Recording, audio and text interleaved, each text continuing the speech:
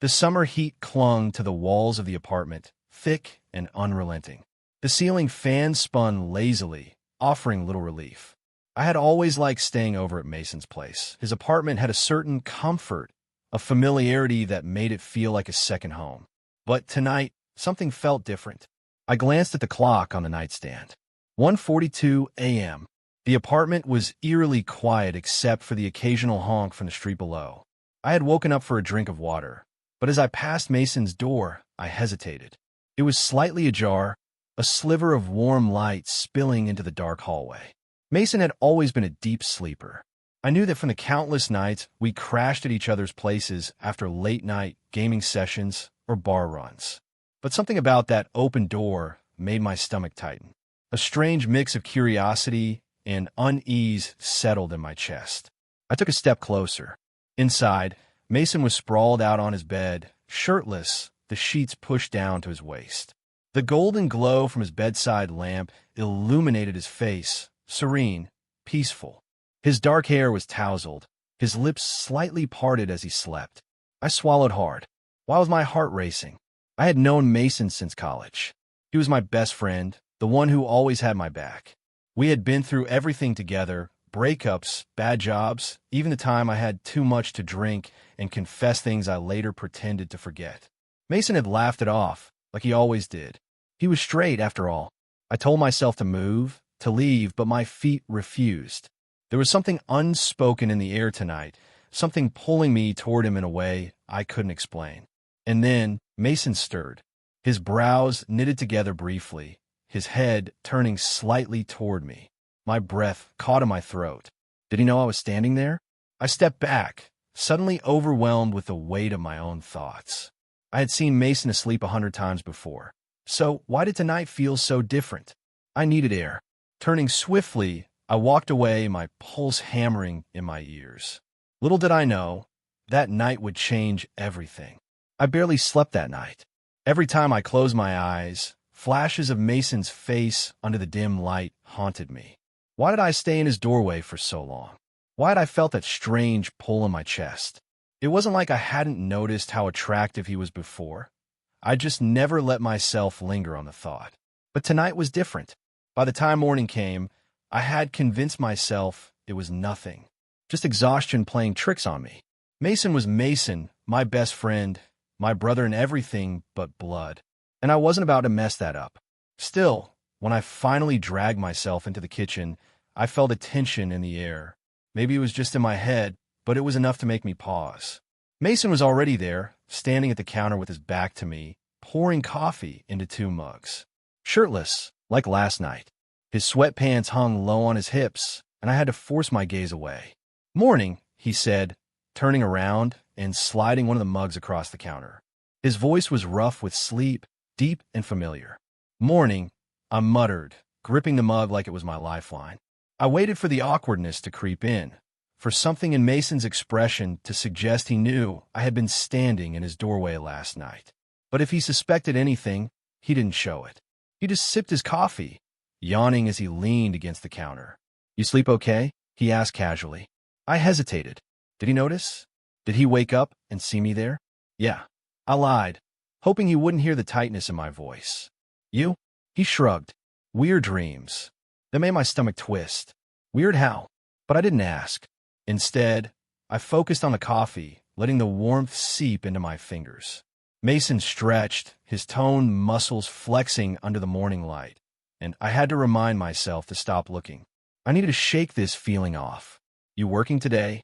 I asked, trying to sound normal. "Nah," he said, rubbing his neck. "Thought I'd just chill. Maybe hit the gym later." I nodded, forcing a smile.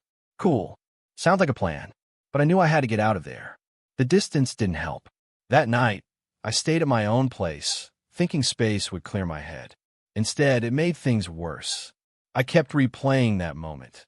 Mason asleep, his face peaceful in the dim light. The way my chest had tightened. The way my feet refused to move. I was losing my mind. By the time Mason texted me around 10 p.m., I knew avoiding him wasn't going to work. "Mason, yo, you good?" I stared at the screen, debating whether to answer. Before I could overthink it, I typed back. "Me, yeah, just tired." A few seconds later, 3 dots appeared. Then, Mason, liar. I swallowed hard. He knew me too well. Mason, come over. Movie night. My fingers hovered over the keyboard. A movie night. Just like old times. It shouldn't have felt like a test, but it did.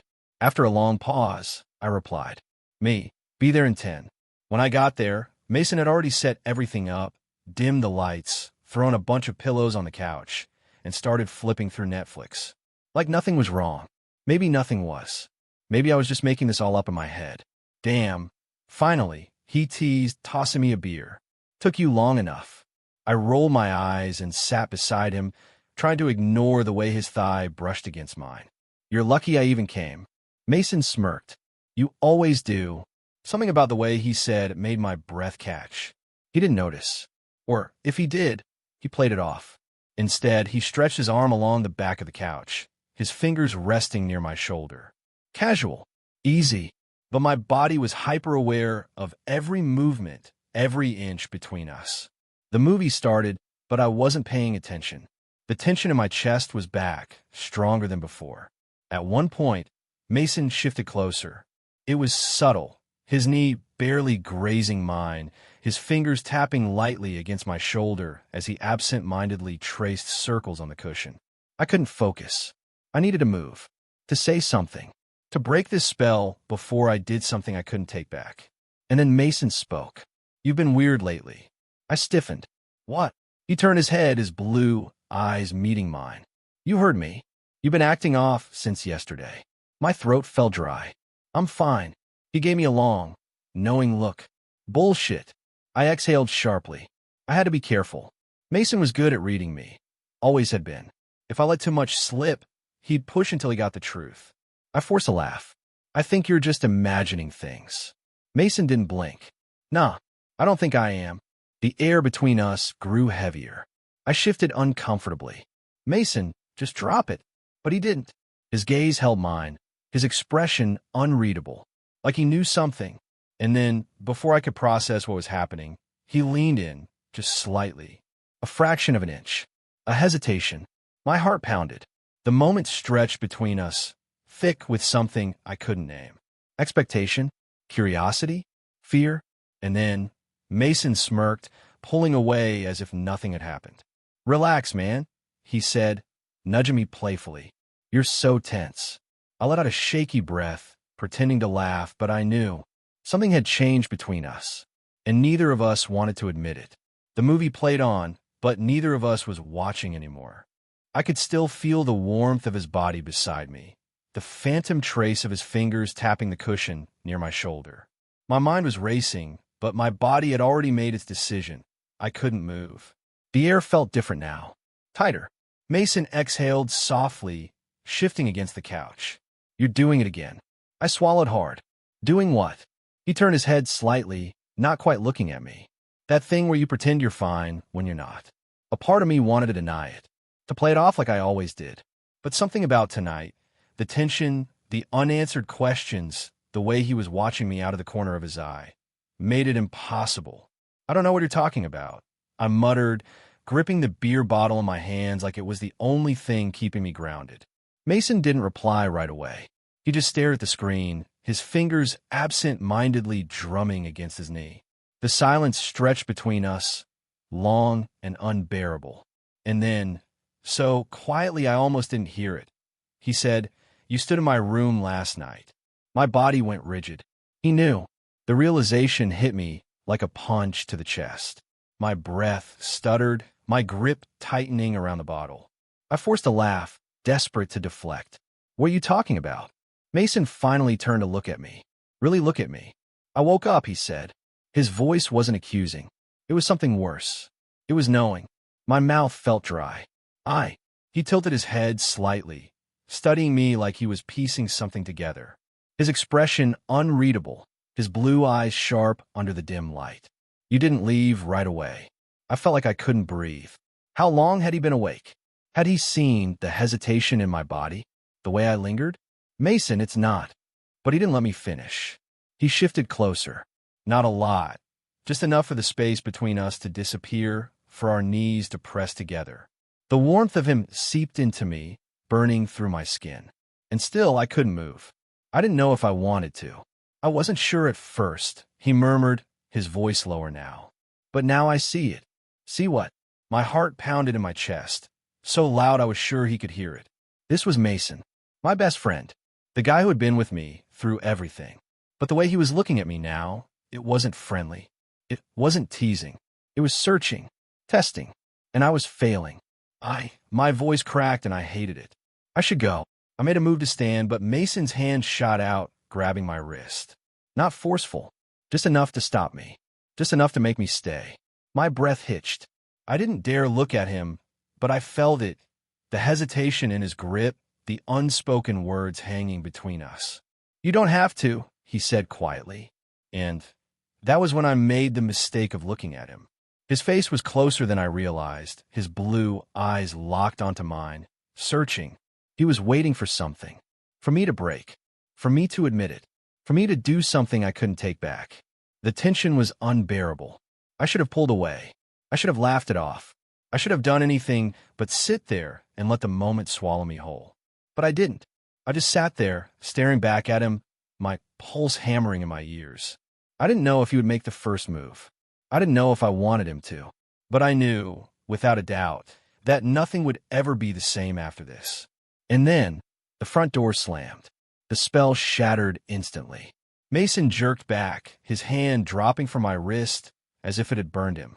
I stood so fast, I nearly knocked over my beer. My chest was heaving, my thoughts a tangled mess. Footsteps echoed from the hallway. Someone was home. Reality came crashing back, cold and unforgiving. I forced myself to take a breath, to not look at Mason, because I knew if I did, I'd see everything I wasn't ready to face. My voice barely worked. I should really go. This time, he didn't stop me. He just sat there, watching, not saying a word. And that silence said everything. The walk to my car felt like an eternity. My hand was shaking as I reached for the door handle. I wasn't even sure how I got outside. 1 second, I was in Mason's living room, drowning in tension I didn't know how to escape. The next, I was standing in the cold night air, my breath coming too fast, my mind racing. I needed to leave. I needed to get far, far away from whatever the hell just happened. I fumbled for my keys, my fingers numb and clumsy, but before I could get the door open, I heard footsteps behind me. I froze. For a split second, I thought about getting in, slamming the door, and driving away without looking back. But I didn't, because I already knew who it was. I turned slowly, my stomach in knots. Mason stood a few feet away, his arms crossed, his expression unreadable. He didn't look mad. He didn't look relieved either. He just looked conflicted. Neither of us spoke. The silence between us stretched too long, too painful. I'm not going to ask what that was back there, Mason finally said, his voice quieter than I expected. I exhaled sharply, gripping the top of my car door to keep myself steady. Good, because I don't have an answer. Mason nodded slowly, his jaw tightening. That's what I figured. Another silence. Another unbearable moment of standing too close but feeling a million miles apart. I had to say something. Anything. But all that came out was, we should forget about it. Mason's face twitched, just barely, but I caught it. He dropped his arms to his sides, shifting his weight. Yeah, he said, maybe we should. But something about the way he said it. He didn't believe it, and neither did I. I forced a hollow laugh, rubbing the back of my neck. I mean, it was nothing, right? Just, I don't know, one of those weird moments. We're good. Mason's gaze flickered, something flashing behind his eyes. He gave a small nod, but there was no conviction behind it. Yeah, he said again. We're good. Another lie. Another silence. I couldn't take it. I pulled open my car door, desperate to get out of there. I'll text you later. Mason didn't answer right away. I almost thought he wouldn't. And then, just as I was about to duck inside, I heard him say, yeah, see you, man. It should have been normal. It should have been easy. But it wasn't. I shut the door and started the engine, my fingers gripping the steering wheel like it was the only thing keeping me from unraveling. As I pulled away, I glanced in the rearview mirror just once. Mason was still standing there, hands in his pockets, watching me go. And that was when I knew this wasn't over. Not even close. I barely remember the drive home. Everything felt like a blur. The streetlights streaking past, the low hum of the engine, the weight in my chest that only got heavier with every mile. My phone sat face up on the passenger seat, dark and silent. I didn't know if I wanted Mason to text me, or if I was terrified that he would. The moment kept replaying in my head. The closeness, the silence, the way he looked at me. I should have never gone into his room that night. I should have never let this happen. But I did. And now, there was no undoing it. When I pulled into my driveway, I killed the engine and just sat there. The weight of everything pressed down on me, making it hard to breathe. I thought about messaging Mason, something casual, something normal, something that would fix this. But I knew nothing would. There was no going back. I leaned my head against the steering wheel, exhaling shakily. What now? Was this the beginning of something? Or the end of everything? I didn't have an answer. And then my phone buzzed. I jumped, my pulse spiking. I stared at the screen, my heart pounding in my ears. It was Mason. Mason, we need to talk.